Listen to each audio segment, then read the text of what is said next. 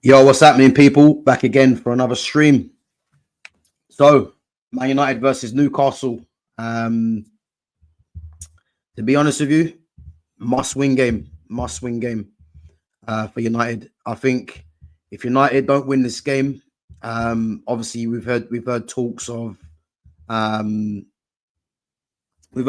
United, being involved in a relegation battle.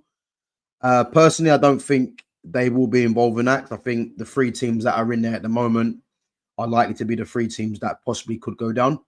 But I think for sure this is a must-win game against an informed Newcastle team. Obviously, there's a few suspensions. You got the captain Bruno Fernandes suspended. Some people will be very happy with that. Some people might think, he might be a miss. I seem to think that obviously not having Bruno Fernandes will be crucial for me. And obviously Ugarte, who has been decent as of late, obviously he's suspended as well. But I think personally, if I'm being honest with you, I think obviously the form of both teams, I think Newcastle should actually win this game. But obviously United being at home, you would hope the crowd obviously gets behind the team, and then you can see United, at least carry on creating as what they have been doing, and then hopefully take their chances. But I think it's going to be a bit of a tough watch again. But I think, I'm going to possibly say, I reckon Newcastle win the game 2 or 3-1.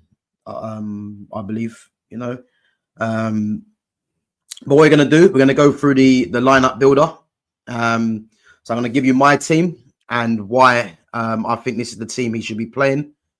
And also as well, I think Amorim needs to kind of get the team he plays tonight is going to be key, because I believe if he plays the team that I want to see him play, is he gonna go with the team to the end of the season? Because I think it's getting to a time now. Obviously, you got Europa, which is going to be a main focus, but I think it's getting to a time now where he's got to kind of figure out what his best lineup is and more or less go with that, because I think the time for experimenting with the whole squad, I think that's come to the end now. He's just got to pick his best team. And for me, the players that I will play, for me, he's got to play more players that are on the technical side, that are more comfortable with the ball. And that's the way I want to see him go forward.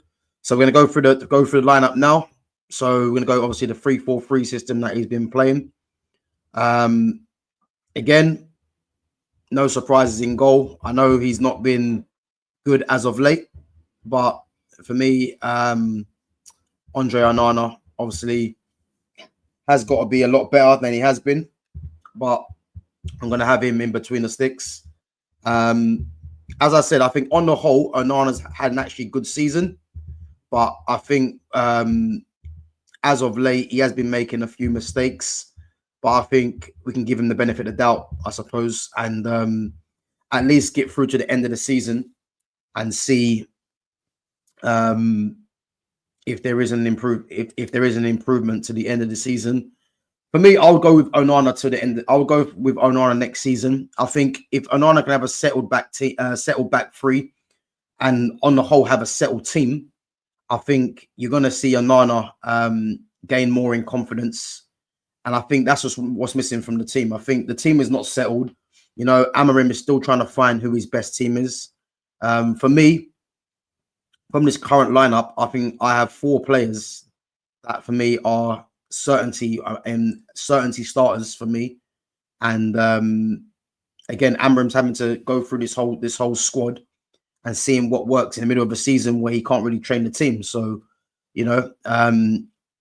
but for sure, Onana in goal for me, and just get through to the end of the season.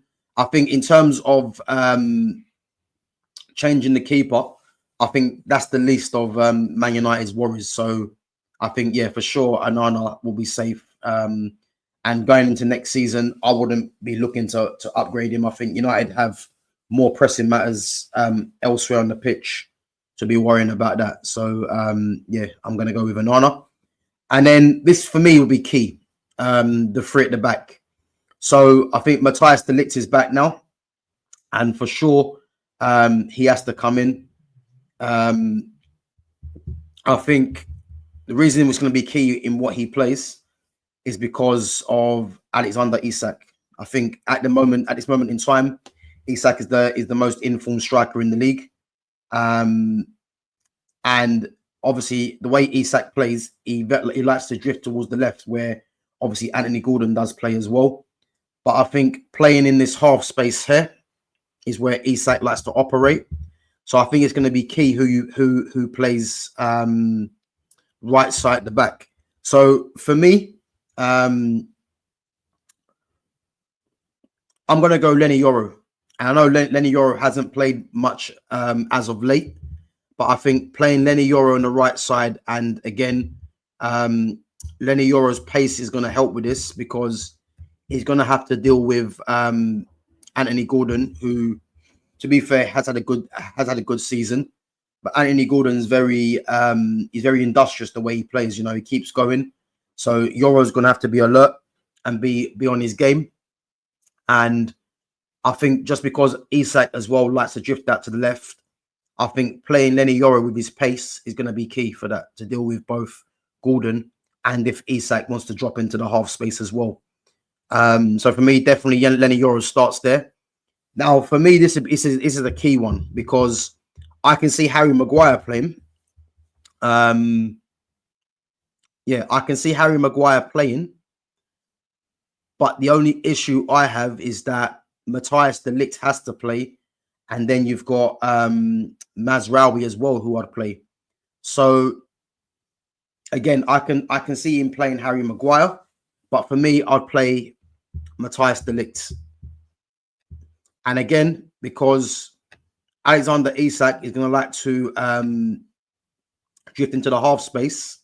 And as I mentioned, with Lenny Yoro playing obviously in the right side, the free to plug that gap, I think you're going to need de Ligt, who's mobile.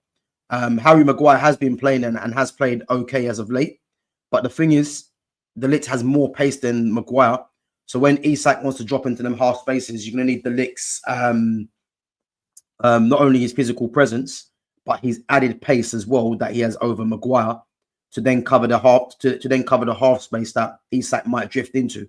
And I think if Maguire plays, Maguire is going to be not as quick as de Ligt in terms of when Isak wants to come into the half space. So that's why I'll go with de Ligt there. And then the left side, the three, again, I would like to have a natural left footer on that side. Obviously, you've got Lisandro Martinez, obviously, who has been playing there, but I'm not going to pick Martinez. I think Martinez, who's going to be up against Jacob Murphy. And again, Jacob Murphy has got pace, and he's a bit like Anthony Gordon in the sense where he just keep going for the full 90 minutes. And I think, although Martinez is left-footed, I'm going to play Mazraoui there. I think Mazraoui obviously is very good defensively. And I think the fact that he's quicker than Lisandro Martinez as well, I think he's going to be crucial, I think, as well, just like Yoro in the half spaces. Because if Isak does decide to, switch it up, obviously invariably that's got moving out to the left. But if it does go to the right, again, Lisandro isn't as quick as Mazraoui. I know he's obviously got the left foot over him, but I think Mazraoui is going to be key to deal with Jacob Murphy's pace and to deal with Isak as well going into the half space. And not to mention as well, Joel Linton, who's going to play, is an aerial threat. And I think Joel Linton is more, I think Mazraoui will be more capable of dealing with Joel Linton, who's going to be charging into the box, than what Lisandro will be. So that's my back three there. Lenny Yoro, Matthias de Ligt, and Noussair Mazraoui as a left-sided centre-back. Again, I can see possibly only one of these players playing, and I think Amorim might go with Maguire and Martinez. And I believe if he goes with Maguire and Martinez, I think that's going to spell trouble for the team. Probably because both of them are both slow. And in terms of the dynamism that Newcastle have in their attacking positions in Isak, Gordon and Murphy, you're going to need mobile defenders. And I think out of the three of them, they're the three most mobile in terms of the six that they can pick, including Johnny Evans as well. So I think that three has to play for me. And yeah, I'm happy with that, really. Yoro, De Ligt, and Mazraoui. And again, from that back four, including Onana, all four of those players going into next season are a certainty, whether it's part of the squad or starters, you know. So yeah, I'm happy with that. Moving on to, I'm going to start with the wing backs first. Yeah. So I'm going to play, and it might shock some people, but I'm going to go with Tyrell Malacia. And the reason I'm going to go with Malacia is because Dalot's been poor, and I think Dalot does need to be dropped, you know. And I think Dalot probably is a bit tired as well. But the reason I'm going to go with Malacia as well is because I think on that side of the pitch, you're going to need, because Jacob Murphy has a bit of pace as well. I think Malacia, obviously being a fullback, he can track Murphy's runs and help Mazraoui as well. So, and obviously he can offer that bit of defensive solidity as well, and help shutting off that side of the pitch. So I think Livramento is going to play as well, and Livramento likes to bomb forward. So I think having the combination of Malacia and Mazraoui will be good against Livramento and Murphy. And to be fair, it'll be competitive down that side as well, because all four of those players are all tenacious as well. So I think Malacia has to start in that position for sure. And for me, Dalot would be on the bench. And I think if he was to play Dalot and Martinez up against Livramento and Jacob Murphy, again, I think that will spell trouble for the team, you know. So I'm happy with that, Mazraoui and Malacia. And then on the right side, again, probably shock people, but I'm going to go with Anthony. I think Anthony coming off the bench has been good, you know. And again, with Amorim's system, especially being at home, you don't want to be seeing two fullbacks as the wing backs, especially in this system, because you need to have some sort of attacking impotence, I would say. And I think having Anthony, who's more than suited to play in this role as well in this team, I think that will free up Ahmad as well to naturally play his game. And again, you've got someone who is very good at getting back as well, and he can help Lenny Yoro in dealing with Anthony Gordon on that side as well. So, and I think with Anthony as well, Anthony is one of those wingers that does like to do his defensive stuff as well. So I think he'll be ideal to play on that side. And I think the team that I've constructed there is capable of dealing with Isak and with Gordon and Murphy. And I think that should be the back four, and then or the back three, should I say, including Onana, not including Onana, and then the two wing backs, Anthony and Malacia. You know, again, Anthony's tenacious, Malacia's tenacious, and again they've got pace, and one's got defensive awareness to get back as well, and one's actually a fullback. So I think having those five players, Yoro, De Ligt, Mazraoui, Malacia, and Anthony, will be a good base to work from, and will help in dealing with the attacking three of Isak, Gordon, and Murphy.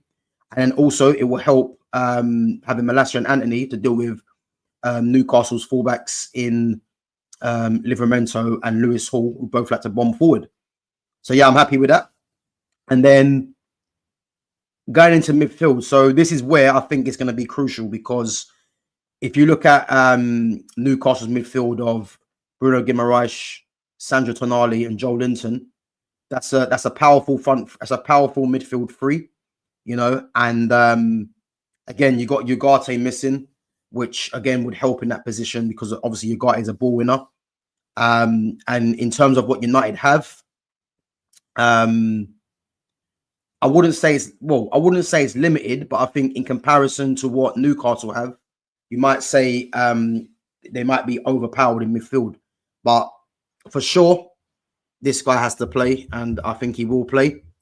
And that's Casemiro. You know, Casemiro should have been playing for me ages ago. You know, I don't know why Amorim has split up that partnership of Casemiro and Ugarte. But for me, Casemiro has to play, and I think he will play, especially with Ugarte not playing. Casemiro's got the experience, you know. Again, he's a winner, you know, and he's one of United's best players, even though people say that his legs are gone, which I don't believe anyway. I just think knowing how to use Casemiro correctly is key. And for sure he's gonna play, and I'll give him the captaincy as well. I'd make him the captain because how this guy's not the captain in the first place, I don't know. But again, there's been talk about him moving on at the end of the season because of his wage, which is, to be honest with you, is fair enough as long as you get a replacement in. But I think while you've got Casemiro, you need to use him to your advantage, really. And giving him the captaincy as well would go a long way to showing that, you know, he still has value in this team. And I think Amorim needs to do that tonight for sure. And playing next to him again is going to be tough, really. And again, this is where United need reinforcements in this area of the pitch in midfield, because Kobbie Mainoo is not a central midfielder in this system. As I said before, he needs to be playing high up the pitch. Eriksen obviously will be moved on the end of the season because of his legs. Bruno cannot play that position, in my opinion. Bruno offers the energy, you know, and the hard work, but he's too rash with the ball. You know, he's very ill-disciplined as well. So I think this is an area of the pitch where United need to strengthen. And obviously Ugarte is suspended, so along with Bruno. So, and Collier again is not really ready. So yeah, you're struggling really. So for me, I'm going to go Christian Eriksen. And again, people will say Eriksen up against that midfield of Bruno Guimaraes, Joel Linton and Sandro Tonali is going to be suicide. But I think you're having to pick this team because there's not much options, I would say. But I would say as well, Eriksen is someone that can keep the ball, which United are going to need to do. So even though his energy and his legs and that in the midfield are a problem, but I think having him as someone that can keep the ball, you know, and get the team playing, I think is going to be crucial, you know. And if Eriksen can only last 60 minutes, and then you have to, I don't know, bring on a whether it be a Kobbie Mainoo in that position, which I don't want to see him play there, or even if you bring on a Collier for his legs, or you change the system, I don't know. But for sure, Eriksen has to start for me. And I think again, keeping the ball is going to be key because Newcastle do press as well, and you're going to need players good in possession, and Eriksen fits that mold. So for me, for sure, Eriksen has to play.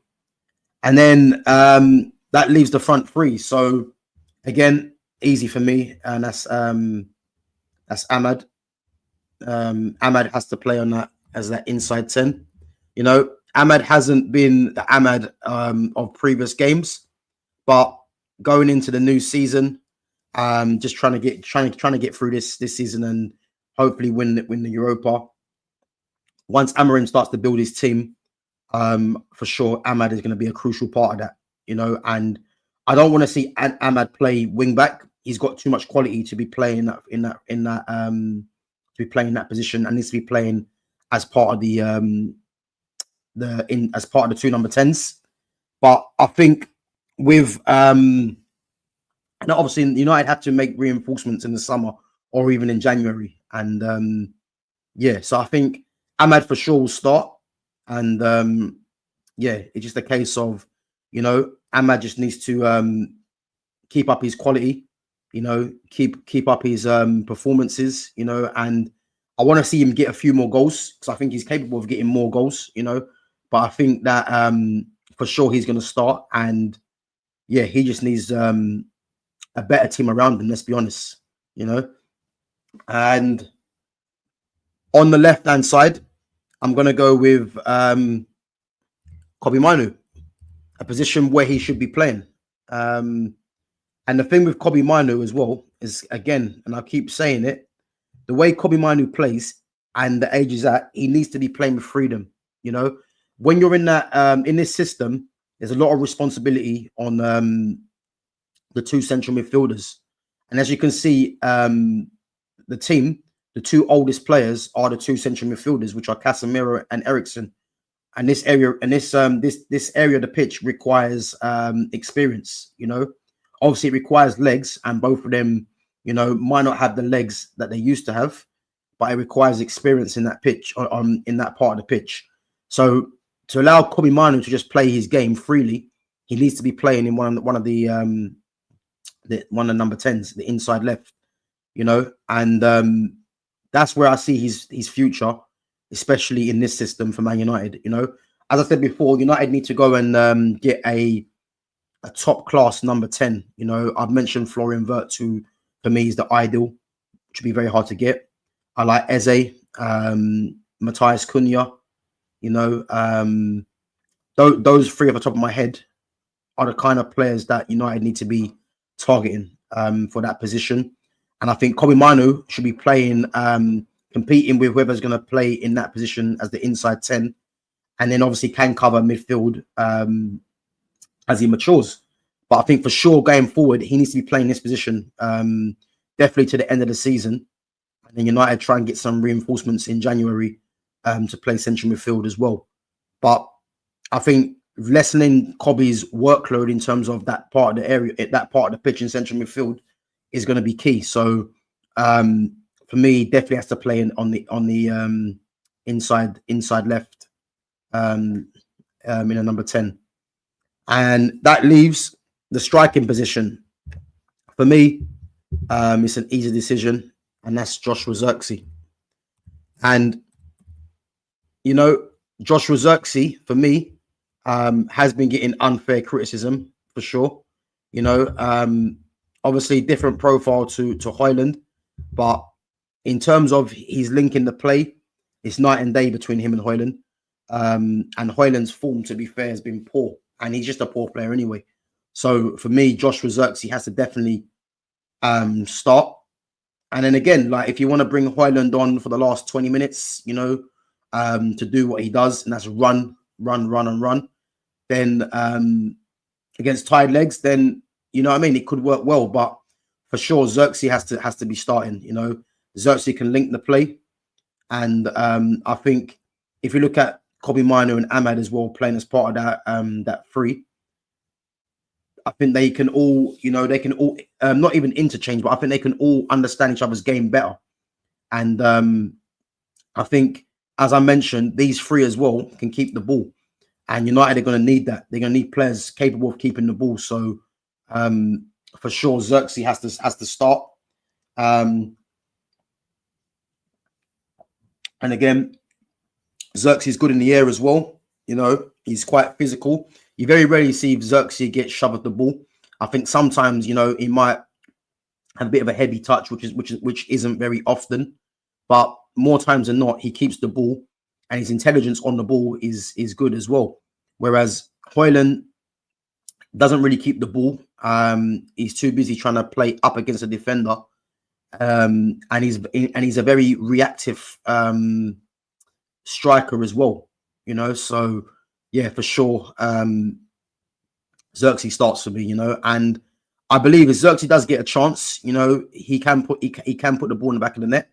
But for sure, I think you're going to need players that are competent at keeping the ball. And I'm tired of watching Man United, have the majority of their team that are not competent on the ball. And this team that I've picked, you've got Lenny Yoro, comfortable on the ball. Matthias de Ligt, fairly comfortable on the ball. Mazraoui, comfortable on the ball. Anthony, comfortable on the ball. Christian Eriksen's comfortable on the ball. Malacia is comfortable on the ball. Ahmad, comfortable on the ball. Mainu, comfortable on the ball. Xerxes, comfortable on the ball. You would probably say Casemiro, who is, I'm not saying he's uncomfortable on the ball, but out of that whole lineup, he's probably the one that's the least comfortable out of all that. And Casemiro is fairly comfortable on the ball, but that just shows you the team that I think needs to be playing.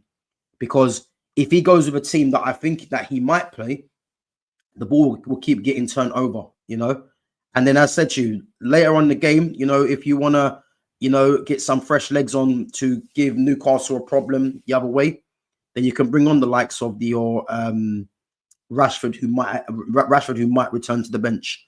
Garnacho, the last 10 minutes. Højlund, the same. You could bring on the players that are more effective running off the ball later in the game if you want to stretch the game and give Newcastle something to worry about if you're ahead, But for sure, this is the lineup that I will play, and I'm hoping that Amorim goes with a lineup similar to this moving forward. I think for me, out of this lineup that I can see, I'd probably say I'd probably have one player potentially coming into this lineup, and that's you probably say Ugarte for Eriksen. That's because Eriksen's legs, But apart from that, I think this team to the end of the season needs to be the main team that he plays and build something off this, and then have the other players as players that are impact subs. And again, this lineup here for me isn't the greatest. It can definitely be strengthened in certain areas, but I think this is a team that Amorim needs to kind of look at and think, you know what, this can work going forward, and then use the other players as impact subs. And then January is what tomorrow. I think the window opens on Wednesday, should I say? If you can get some reinforcements there, again, you're going to be strengthening the lineup. I think players that come in January need to be coming straight into the lineup. But I think this is the team that he should be playing tonight, and this is the team he should be playing moving forward to the end of the season, and then get the signings and get players going out the door as well. So yeah, I'm happy with that. Onana in goal, Yoro, de Ligt, Mazraoui, Anthony, Casemiro, Eriksen, Malacia, Ahmad, Xerxes, and Kobe Mainu. So yeah, I'm happy with that. Guys, again, if you feel there's players that should be included in that lineup, or players that you feel definitely don't deserve to start, feel free to drop that in the comments. Yeah, smash the like button, guys. Oh, sorry, before I go, actually, Alexander Isak, 10 goals in his last 11 games. He's going to be the man to stop for me. I know people might say Anthony Gordon, Bruno Guimaraes, but for me, Isak is he's the key player there. And again, the defense that I've put together, I think that's the most capable defense that United have at the moment to deal with him. It's got a mixture of pace, strength, and experience as well. And again, you need players that are, I would say, that can match. Because if you watch Isak's game, Isak's very adept at coming to the ball and linking the play, but he's also got pace to threaten him behind. And I think if you're going to play Harry Maguire and Lisandro Martinez, I think they can be exploited. And I think, again, because you've got Jacob Murphy and Gordon, who both have got pace as well, you're going to need to counteract that with players, especially someone like Lenny Yoro, who has to play, who's got pace. And de Ligt, for me, coming back is a no-brainer. And for me, Mazraoui, again, has to start, and I'd play him on the left side of the three. And then you got Anthony and Malacia again as the wing backs to help out. And I think yeah, I think that team will. I think that team tonight will do well if he plays it. You know, but again, Alexander Isak is the guy to stop, and if United stop him, then I think they'll go a long way to getting a positive result. You know, and that's why I picked this team. But yeah, must-win game for United, and obviously 8 p.m. kickoff. Be watching that game, and yeah, we'll see what happens. But yeah, guys, smash that like button, subscribe to the channel at Gav Goes In, and let's look forward to this game, and let's hope that United can at least get a positive result. But I fear if United get beat and get beat heavily, I think there's problems because the next league game is against Liverpool, and that's at Anfield, and the way they're playing at the moment is going to be a problem for anyone that goes there. So, but if he plays this team, I believe United will do well, and I'll give my match reaction tomorrow as well because I think I'm going to be out later on tonight, so I'll give my match reaction tomorrow. But I've got a strong feeling if he plays this team, and hopefully Amorim, hopefully you're watching. If you play this team, I think this team will do well tonight. You know, but we'll have to wait and see. But yeah, guys, yeah, smash that like button and subscribe to my channel at Gav Goes In, and I'll catch you guys tomorrow. Come on, United.